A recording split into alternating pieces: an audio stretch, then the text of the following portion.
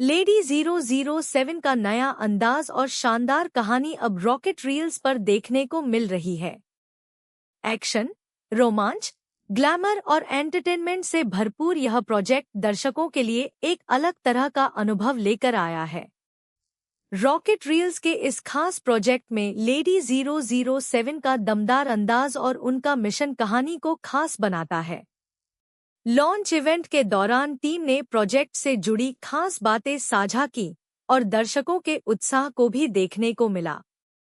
देखिए lady 007 on rocket reels की पूरी झलक और जानिए इस नए मनोरंजक प्रोजेक्ट से जुड़ी खास बातें।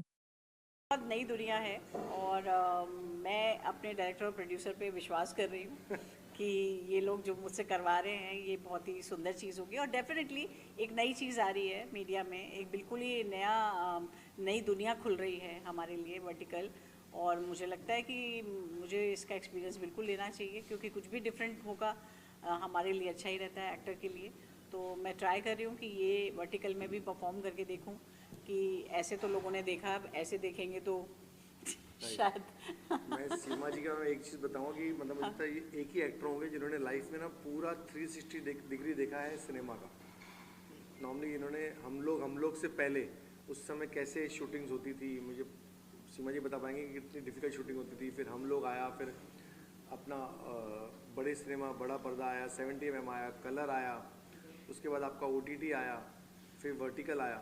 तो आप या तो ऐसे कहते ना कि या तो आप मूवी ऐसे देखोगे या ऐसे देखोगे, आप मूवी ऐसे देखोगे या ऐसे देखोगे। अब आप टेढ़ा तो देख नहीं सकते। तो मुझे लगता है लाइफ में लास्ट एंड जो है होगा सिनेमा का वो यही होगा कि आप ऐसे देखोगे। इसके अलावा आप कैसे देख सकते हो मूवी, या तो ऐसे देखोगे या ऐसे देखोगे। तो मुझे लगता है सीमा जी, मैं बहुत लकी हूँ कि सीमा जी एक तो हमारे साथ करने को उन्होंने एग्री किया, और दूसरा सबसे बड़ी चीज़ है कि मतलब she is I call her a living legend. She has seen the complete 360 degree, which is matlab is not less than a Guinness record for any actor to do that, and I don't think so anybody will be able to experience and do this what Seema ji has done in one life. आपके किरदार के बारे में बात की जाए तो किस तरह का किरदार प्ले करेंगे? किरदार तो मुझे लगता है इसका थोड़ा सस्पेंस रखना चाहिए हमें, ताकि क्यूरियोसिटी बढ़ी रहे। अगर सब कुछ बता दूंगी तो फिर लोगों को लगेगा अच्छा ये है, हम देख लेंगे। पर मुझे लगता है कि काफ़ी डबल शेड कैरेक्टर है और दो तरफा चलता है, कभी कुछ बनता है कभी कुछ बनता है।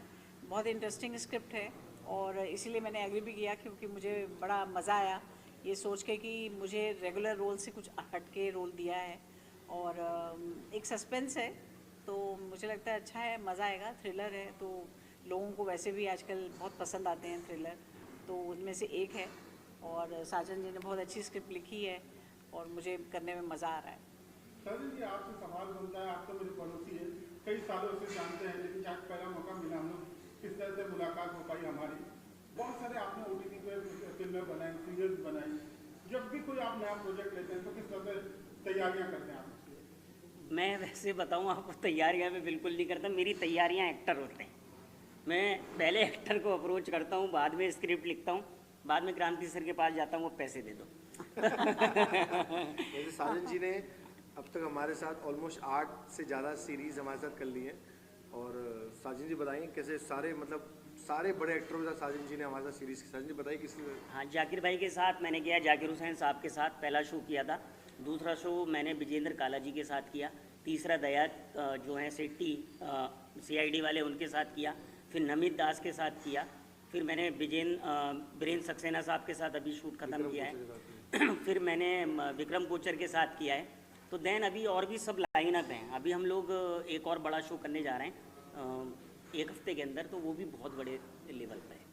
आज के अगर प्रोजेक्ट की बात आए तो सीमा जी को लेने के पीछे खास क्या कारण है? सीमा जी के पीछे लेने का ये कारण है कि मेरी लाइफ बना दी इन्होंने हाँ करके। मतलब हाँ कर दिया बस मेरे लिए। तो ये समझिए कि मैं बच्चन साहब को तो शायद कभी नहीं, उनके साथ काम मैंने किया है उनके साथ, और इवेंट किए हैं अभी कुछ साल पहले ही, और असिस्टेंट में भी काम किया, लेकिन मेरे लिए तो अमिताभ बच्चन ही है। बस इन्होंने हाँ किया, और बिल्कुल वो इधर उधर हो रही थी मैम, लेकिन बोली साजन मैं मना ही नहीं कर सकती। मैं सामने जाता था तो फ़ोन पे बोलती थी कि बताऊंगी, रुको थोड़ा सा रुको, लेकिन जब सामने जाता था तो कहती है चलो कर लो। हाँ तो वो नहीं, नहीं, प्यार और इसके- इनकी जो ये है बहुत मेरा, ही मतलब कहना चाहिए साजन जी बहुत ही प्यारे इंसान हैं।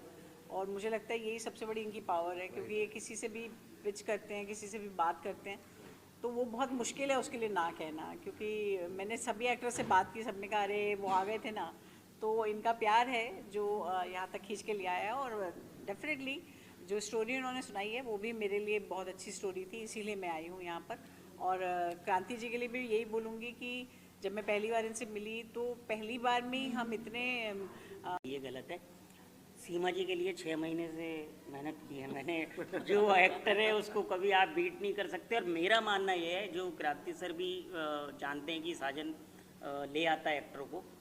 एक्टर हैं तभी रील देखी जाएगी आने वाले टाइम में। ये सिनेमा का रूप ले रहा है मोबाइल, और एक्टर होंगे तो ही रुकेंगे लोग। इसलिए हम लोग बिल्कुल फ्रेश कहानियाँ, अच्छे एक्टर, इसके अंदर 14-15 एक्टर हैं जो सब नून हैं।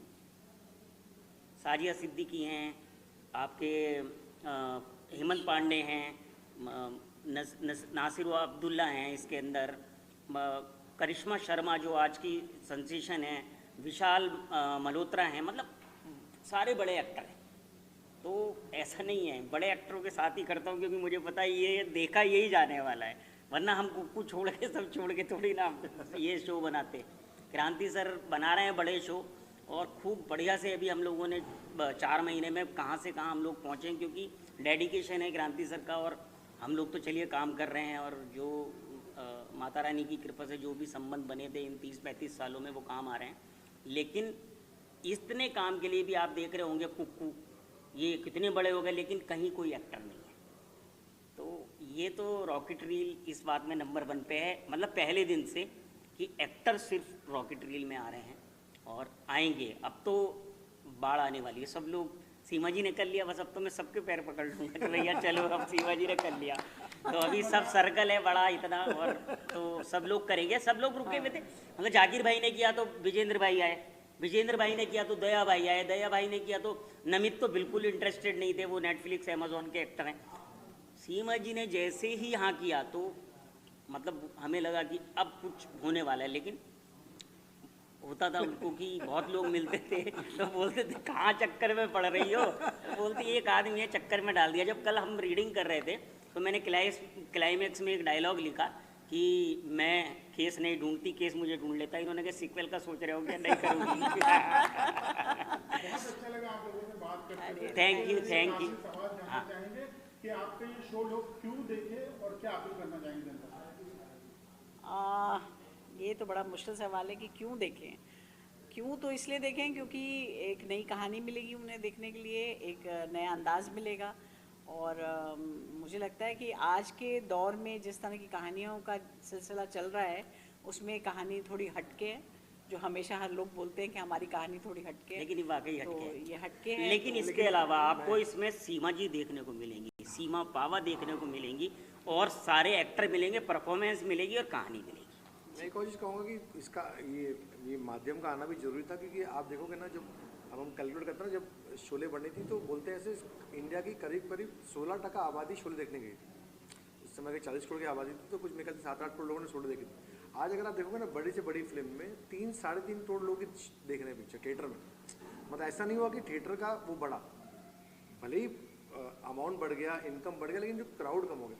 दूसरा, जो टायर 2 टायर 3 सिटी यहाँ पे हमारे देश में मेजॉरिटी लोग रहते हैं, जो ज़्यादा से ज़्यादा देखना आते हैं, वहाँ पे हमारी रीच, रॉकेट रील की रीच बहुत ज़बरदस्त है। तो सीमा जी को बहुत लोग पसंद करते हैं। हाँ, तो वो लोग ज़्यादा इंटरेस्ट ले देख पाएंगे कि सीमा जी की उन्होंने एक पिक्चर देखी होगी, फिर वो रुकेंगे 1-1.5 साल तक दूसरी पिक्चर आने के लिए, शायद उनके शहर में पिक्चर ना आवे, क्योंकि ऐसा हर जगह तो टायर 2 टायर 3 में इस देश में अब तक थिएटर पहुँचे नहीं है। तो जब हमारी पेनिट्रेशन इतनी ज़बरदस्त है इस देश में, तो वो हिसाब से सीमा जी को जो फैंस हैं, जो सीमा जी के चाहने वाले हैं, जिनको सीमा जी की एक्टिंग बहुत पसंद है, वो ज़्यादा एक्साइटेड रहेंगे देखने के लिए। Thank you sir, thank you. Thank you, thank you. Thank you.